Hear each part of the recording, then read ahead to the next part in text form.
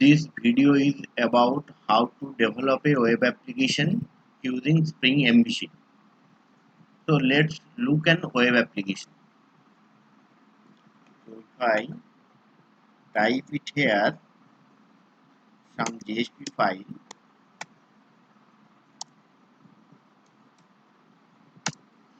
So this is a web application. I just invoked one JSP on that web application. Okay. So let's look into the uh, web application which is developed by Spring MVC.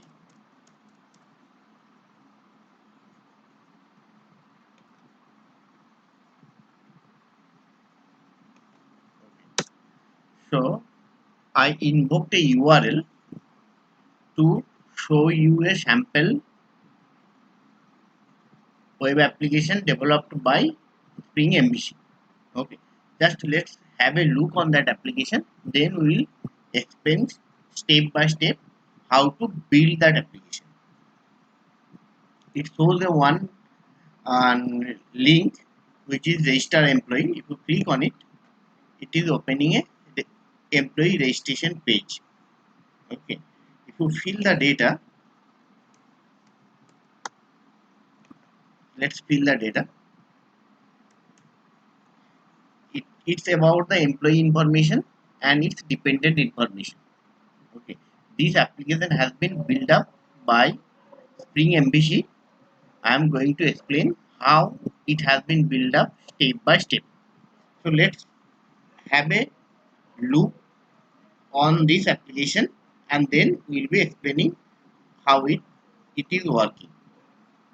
Let's fill up the dependent SL MK and it's a KL. Just I took type 3 name. You can give the date of birth,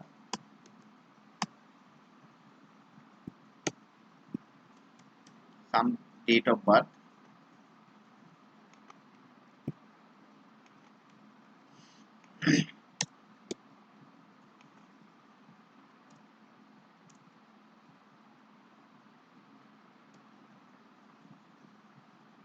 Height,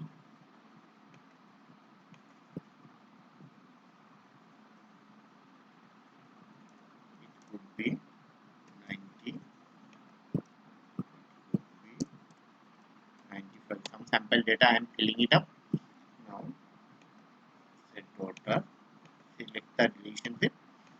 Just I filled up the employee registration form and it has like employee information as well as its dependent information, and we'll explain how this application can be built up using Spring MVC. If I click on register, what it does is register the employee and it show the data what I had filled it up. So this is a sample web application developed by Spring MVC. Now I am going to explain how it has been built up.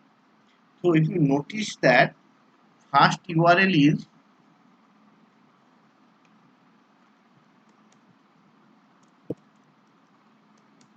menu. Okay, this is the first URL. Okay, which shows me the link. If I click on the link, it opens another form. If I fill up the data, it registers the employee and shows the data whatever I have filled up. So let's see how this application has been built up. So if you look, the first URL was this one, which display the menu. Okay, if I go there, give it opening the first screen where we have the link, hyperlink to open the employee registration form. How this page is getting launched, let's have a look. If you notice the URL is localhost, then port. This is the web application name. Okay, and this is the part of the URL of the resource that I am invoking. So as it's a web application and it's deployed in Tomcat right now. So let's look into the web.xml and try to figure it out how this URL is rendering this link or this page where we have the link. So this is the project code in Eclipse, and let's look into the web.xml how it is mapped. So I invoke this URL. Okay, let's look into the web.xml. If you look into this web.xml, here it says if URL pattern is this, okay, mbc demo slash star, then it invoke this servlet. This servlet is mapped with this one, mbc dispatcher servlet. Okay, this is mapped with the this. That means if in the URL it find anything matching with this, then it will invoke this dispatcher servlet. So let me open the URL that I have invoked. The URL I invoked is this one. Okay, so it matches with the this pattern mbc demo slash star. So it is matching with this pattern. What it does, it invokes this dispatcher servlet. Okay, now this dispatcher servlet works on based on a XML configuration. So this servlet name is mbc demo. Okay, so dispatcher servlet expects a XML configuration file where it has the information to work for the dispatcher servlet. So let's look into the this file. Okay, as a web application name is mbc demo, so it expects a file with the name mbc demo underscore servlet. So here we have built it up the here we have built up the application with minimum configuration which are required. Okay, so I mean this configuration file name is mbc demo hyphen servlet. In this servlet, what we are telling it, it's like it's look into the scan into this package, okay, and then it render the view of JSP from this folder. Okay, these are the minimum to configuration it has actually. So what it does, dispatcher server look into this folder and for the controller. Okay, now if we go to the controller in this for employee controller, if you look into that, if you look into that, if you look into that, if you look into that, it has the request mapping is slash employee. Okay, so in my URL, the URL I invoked, it has the employee. Okay, so in this employee, it has the employee. So it invoke this controller. Okay, then if you look into that, there is a slash menu also. So it will go down and it will check which method to invoke. Okay, it has the menu, this mapping. So that's why it will invoke this method. When I'm hitting the URL, it checks the URL and it's mapped with the employee. That's why it invokes the controller, and after that it matches with the menu. So it will be invoking this page in this method. And in this method, what we are doing, we are creating a model view object and we are passing here menu. Okay, so what it will do, it will render the JSP whose, whose file name is menu.jsp. Okay, and it is putting a one, it is like it's like a map. It's setting a message with a key which is image. It can be accessed from the JSP field. Okay, so when I'm hitting the URL, what is happening, actually dispatcher servlet is looking into the URL pattern, then it figure out this controller, then it figure out which method to invoke, it checks with this value, and based on this mapping it will invoke this method, and this method is returning a model view object. Okay, and in this model view object has been created with the passing the argument to constructor menu.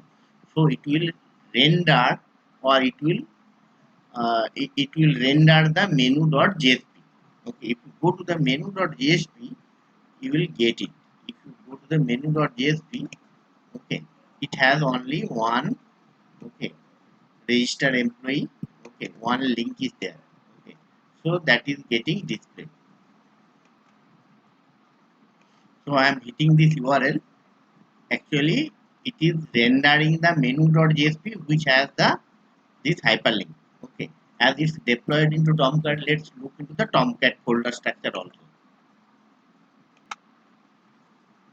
So if you go to the web apps, our application name is Spring MVC. Okay, this is the application, and if you look into this, it has classes library. Library has all the Spring related jars, and it has the web XML and MVC demo servlet XML. Okay, because in web XML we have given the application name is MVC underscore demo. Okay, so if you go to that UI, we have the menu.jsp. Okay, this menu.jsp has the content one, which has the only one URL.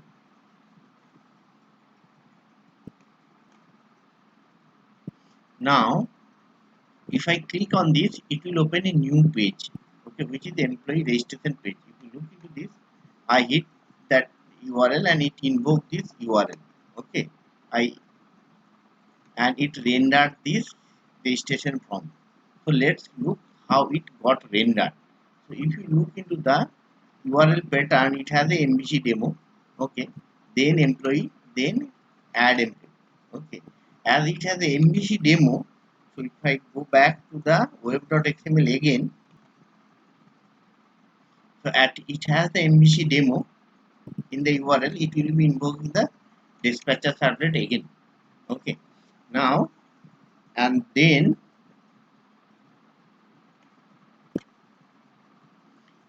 dispatcher servlet based of the based on the URL part of based on the URL part, it will try to figure out the controller, and it will try to figure out which method to invoke of that controller.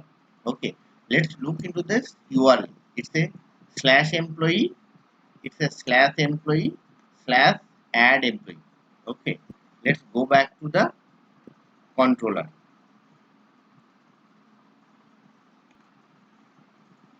So as the URL has this pattern, it will dispatcher server will figure out this controller. Then it will try to figure out which method to invoke. So let's go down, and it has the add employee. In the URL we have the add employee, so it will invoke the this method. Okay. So in this method, what we are doing, we are creating a default we are creating a default employee object, and and setting into the view. Okay, at the end of this method we are returning a model view object, but to create this model view object, what we are doing, we are passing three parameters here. One is the add employee, this is the name of the GSP it will be rendering, and it will set a object, okay, in the a fresh employee object with the name command, okay, so that it can be accessed in the jet. Okay, so before going to the next page, let's look into the bean classes.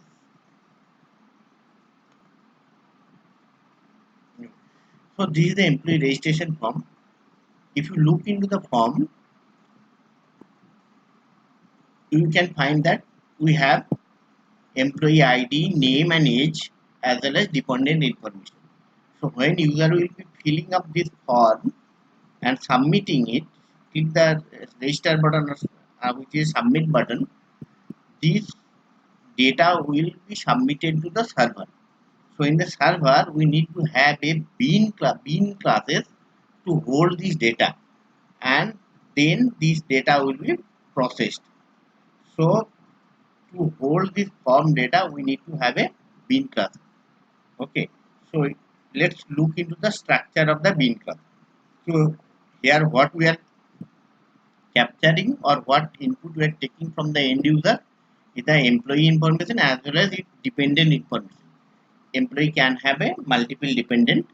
By default it's showing 3 dependent, but it can have a more than 3 dependent or less than 3 also. Okay, so let's look into the bean structure which is used to hold this data.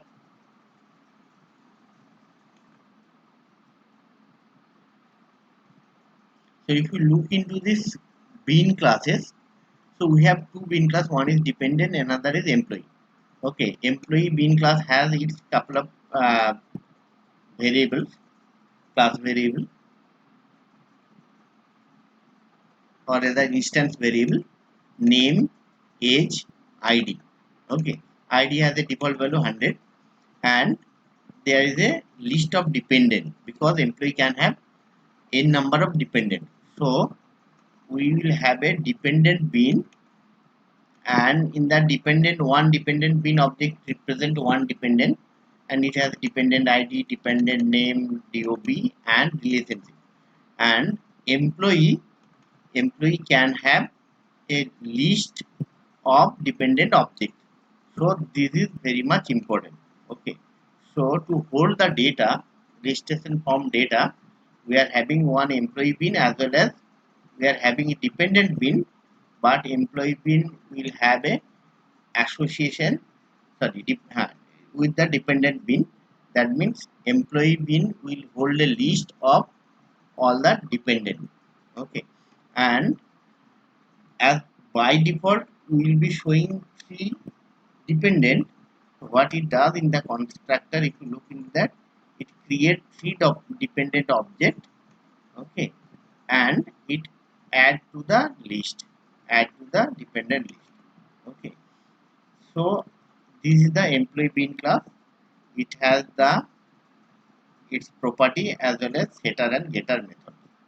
Okay, so here more important is that we are needing 2 bean class to hold the data, because the dependent number of employee can have n number of dependent, and so employee will have a list of dependent, and there will be separate dependent bin. Now let's look, when we invoke this URL, how this form or this page got rendered. Okay, already I explained it up to controller. Let's go there.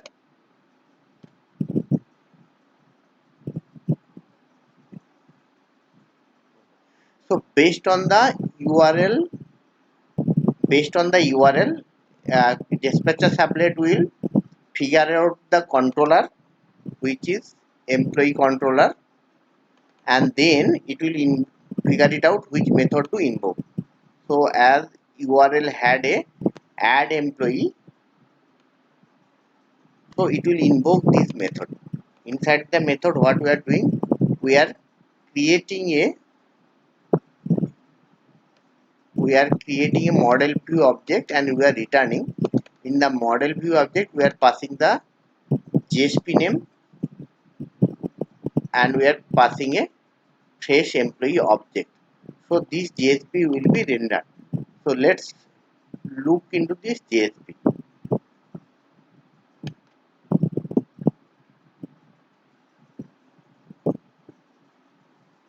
Okay, so let's look into the JSP code. It's very important because we will be submitting the employee form, so it will have a form tag. Okay, and it use the tag library. Okay, it use the tag library. It use this tag library. Okay, it use this tag library.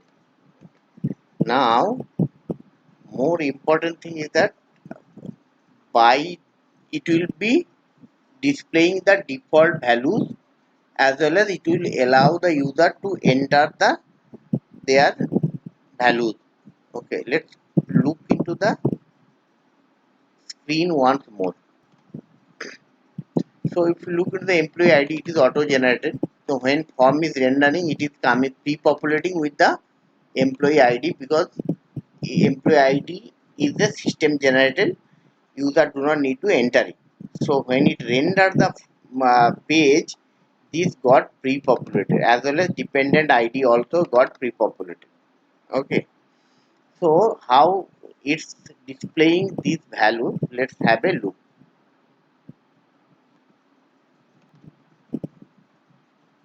So if you look into that, it's for the value it's setting command.id. That means it will invoke that id attribute of that employee object, which has been getting which has been setting into the model view from the in the controller. Okay, if you go to the employee controller, here we are setting an employee object with the name command. Okay, so in the JSP it can access that value command.id. Okay, employee name, it is like user input. Age is also user input. Next is the dependent list of dependent. Okay, if you look into this, this is very important thing. Okay, if you look into this, so because it's a there will be multiple dependents. So there is a for each tag, c colon for each tag, which iterates over the dependent list of the employee object, which is bind with the command actually. Okay, so it will iterate over this dependent list associated with the employee object, and it will generate the one row per dependent. And here if you notice, this is very important actually, input path. Okay, this is very important. So based on that, it will be able to set the value. When I will be submitting the form, no, it will be able to set the value into the corresponding object. Okay, because of this. Okay, here if we look into that, we have used to here we are using tag library, but here I am using one plain HTML just to show it that multiple, it can be done through multiple way. Okay, it's a pure HTML. Select name, if you look in the dependent list, dot, I mean bracket, then it will have a like index. Okay, and then it's a relationship attribute. So I mean there is a multiple way to share, to display the HTML attribute and give the name. So name is very important, because based on that name it will, when I submit the form, the value will be set. Okay, so we can use the tag library, as well as in pure HTML form also it can be given. Okay, this is very important. Okay, this is very important. This is very important. Okay, how we are giving that. So let's look into that. So this is the form. Let's look into the view source of this form, which will give you very important, meaningful information. So this is the view source of the HTML page. Okay, and that this is the view source of the HTML page. If you look into this, it has a very meaningful information, specifically for the dependent list. Okay, if you look into that, it has name is dependent list 0 dot dependent ID. Okay, this is very much important. You have to give the name in this way, then only it will be able to set the value when we will be submitting the form.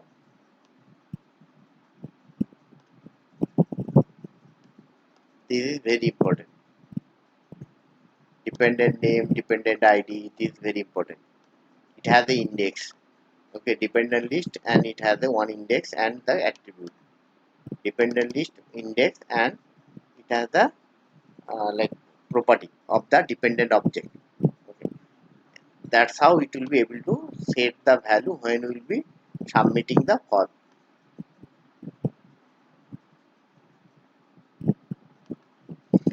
Let's fill up this form and submit it. Let's see.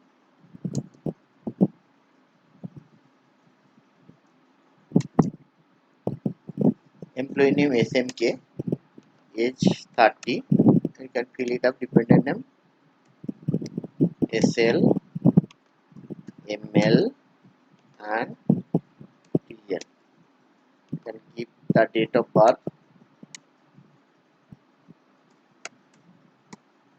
19. Any value you can give it.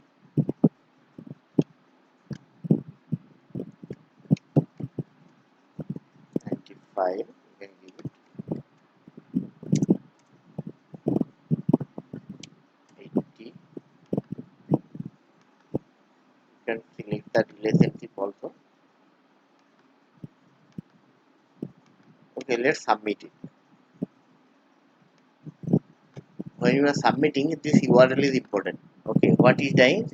It invoking this URL and posting the data. Okay, so let's look into the how this page got rendered. So if you notice this URL, it has the MVC demo, then it has the employee. Okay, as it has the MVC demo, it will be invoking the dispatcher servlet. Then dispatcher servlet will find out the controller based on this mapping, based on this URL part. Then it will find out the controller. On controller which method to invoke, it will be use this part of this URL. Okay, let's go to the controller. Okay, so if you look into this URL, it has the URL has the slash employee. That's what dispatcher servlet will figure out this controller. Then the URL has add employee submit. Okay, so it will figure it out this method based on this URL pattern. And in this method, what is doing is it will pass a employee object which will be populated with the data entered by the user. Okay, so here in the controller we will get a employee object with all the data. So once we get the employee object with the data entered by the user, we can use this employee object for further processing. Like here we are just like displaying the value, logging the value, then we are iterating over the dependent list, and then just logging the dependent values. Okay, then what we are doing, we are invoking one method like register employee, one method of a class passing this object. So this object has all the values entered by the user, and inside this method we can use take those value and insert into a database, or any other things you can save in a file, or you can send in a email. And then finally what controller will do, it controller will return a model object, model view object, and that model view object is created with three parameter. One is the employee object, another is the view name which is the add employee submit. So it will render the add employee submit.jsp, and on that JSP this employee object will be available. Okay, so if you look into the registered employee, we are not doing much, but we are kind of like setting the status registered. Okay, so if I go back, so this employee will have the status registered, and if you want to display that value into the add submit.jsp, add employee submit.jsp, we will be able to display it. So at the once controller done with the execution, it will be returning this model view object, and the view associated with this model view object is the add employee submit.jsp. Okay, let's look into that JSP. So this is the JSP it will be rendered. Okay, so it's telling it has a text registration done with the following data, and it displays the data. So how it is displaying the data, it is also important. Okay, it is also important. So as employee is object is bind with the command, so here we are putting command dot id. Okay, id is the attribute name of the property of the employee object, and then how we are displaying the this dependent objects. Okay, so we are using for each tag to iterate over the dependent list, and then we are displaying those dependent values. Okay, finally we are I can showing it. I can directly access the employee object also in the JSP. Though we do not do it, but just to show it, we can get this employee object from the request object with a invoking the get attribute parameter, and okay, and I can display this status or any attribute or any property of this employee object in the JSP page. Or just to show an example, we are displaying the status, okay, and directly from the object without using any tag. Okay, so that's how we can display the value in a page from the object which is getting set in the model view object. Okay, let's go back to the UI. So finally this JSP got rendered. Okay, in the JSP what we are doing, we are displaying the data from the object. Okay, and that JSP it shows how to display the data, and these value like status I am showing it from the object without using any tag. Okay, so you can display the data with tag or without tag also. Okay, so that's how the Spring MVC application works, and it can be built up step by step. To summarize all the things, let's what are the component we have built up. Just to summarize,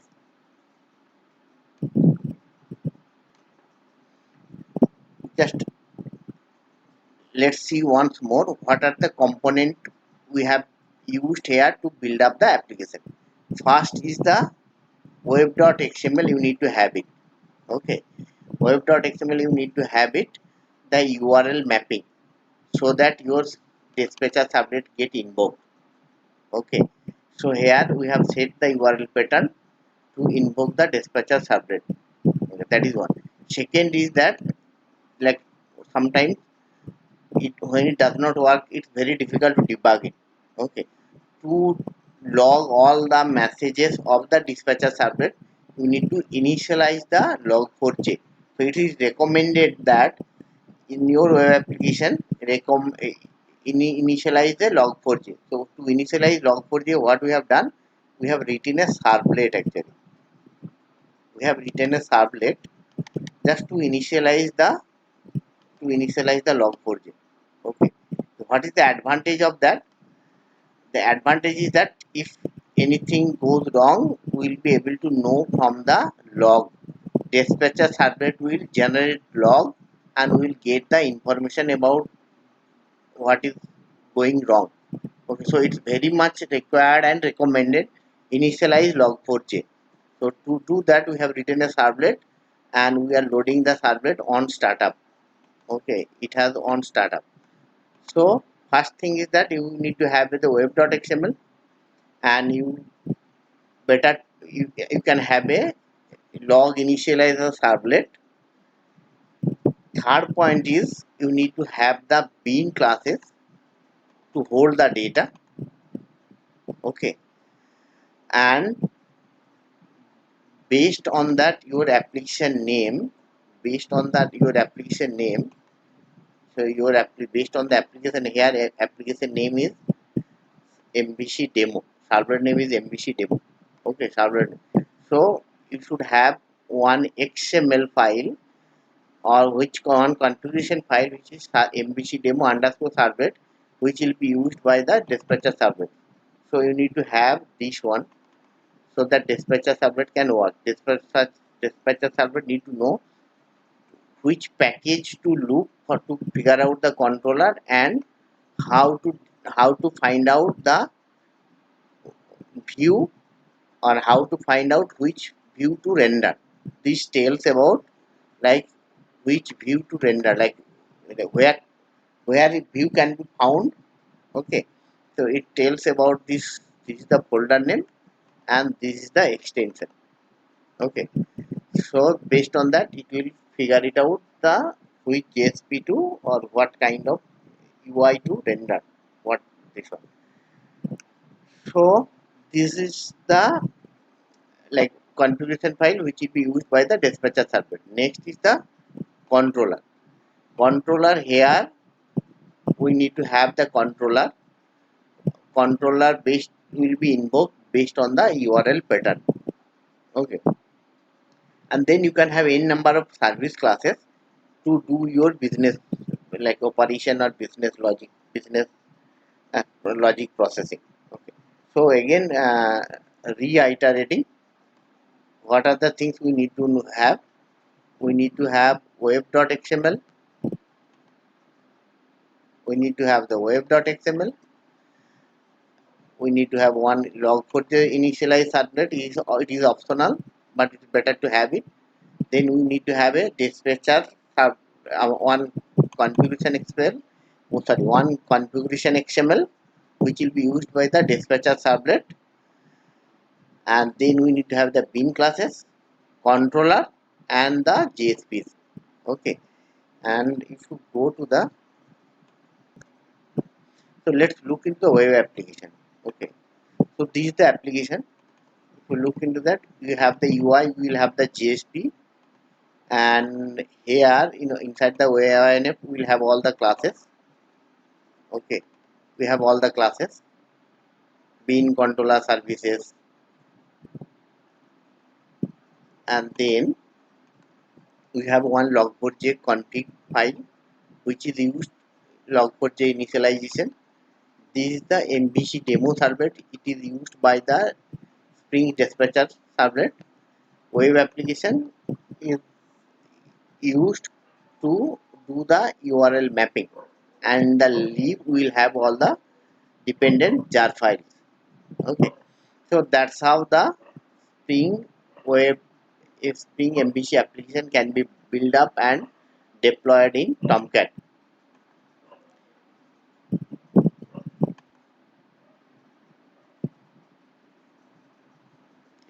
Sample code is available for download in easycodeforall.com.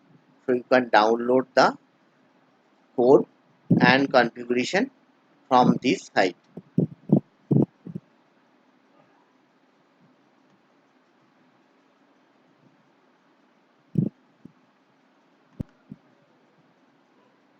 Thank you.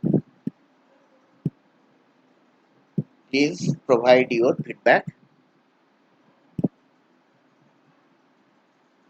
You can subscribe. Thanks once more. You can let us know if you need any other video on any other topic, and you can provide your feedback also.